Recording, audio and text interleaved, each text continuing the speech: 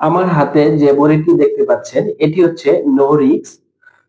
এটি হচ্ছে এক ধরনের ইমার্জেন্সি কন্ট্রাসেপটিভ পিল বা ইসিপি, অথবা বাংলায় বলা হয়েছে জরুরি গর্ভনিরোধক পিল।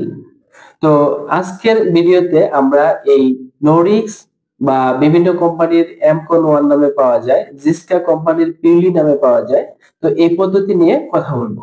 তো আপনি এই ইমার্জেন্সি কন্ট্রাসেপটিভ পিল কখন গ্রহণ করতে পারবেন? এক, যদি যৌন মিলনের সময় আপনি কোনো পরিবার পরিকল্পনা পদ্ধতি না নিয়ে থাকেন। দুই, যদি যথাযথভাবে বা সুনির্দিষ্টভাবে সঠিকভাবে পরিবার পরিকল্পনা পদ্ধতি না নেওয়া হয়, যেমন ধরেন কন্ডোম ব্যবহারের সময় কন্ডোম ছিদ্র হয়ে গেলে বা ছিঁড়ে গেলে অথবা স্থানচ্যুত হলে, অথবা খাবার বড়ি খাওয়ার সময় আপনি ভুল হয়ে গেলে। তিন, পরপর 3 দিন হরমোনযুক্ত বড়ি খেতে ভুলে গেলে। 4, 3 মাস মেয়াদি ইনজেকশন নেওয়ার পর যদি নির্দিষ্ট তারিখে আপনি ইনজেকশন না দিতে পারেন, অর্থাৎ আরো 4 সপ্তাহ পার হয়ে যায়, তাহলে আপনি ইসিপি খেতে পারবেন বা ইমার্জেন্সি কন্ট্রাসেপটিভ পিল খেতে পারবেন। 5, আইইউডি বা কপারটি, যেটি 10 বছর মেয়াদী একটি পদ্ধতি, এটি যদি আংশিকভাবে বা সম্পূর্ণরূপে খুলে যায় বা স্থানচ্যুত হয়, তাহলে আপনাকে অবশ্যই ইমার্জেন্সি কন্ট্রাসেপটিভ পিল খেতে হবে।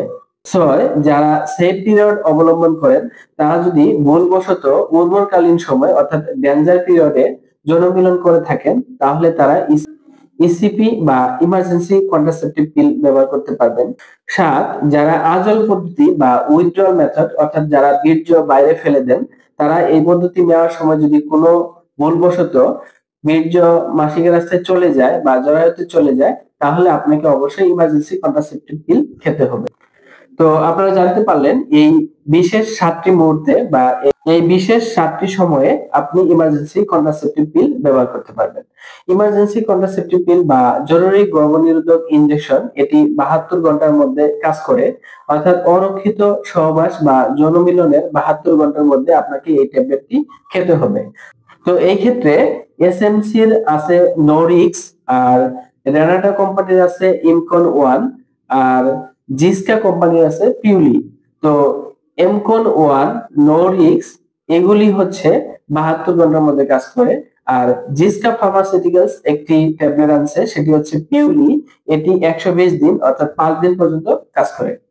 তবে মনে রাখবেন, ইসিপি বা ইমার্জেন্সি কন্ট্রাসেপটিভ পিল এটি কখনোই নিয়মিত পরিবার পরিকল্পনা পদ্ধতি হিসেবে ব্যবহার করা যাবে না। এটি শুধুমাত্র বা কেবলমাত্র কোনো ইমার্জেন্সি সিচুয়েশন বা কোনো সমস্যার সম্মুখীন হলে আপনি ব্যবহার করতে পারবেন। আশা করি বুঝতে পেরেছেন। সবাইকে ধন্যবাদ।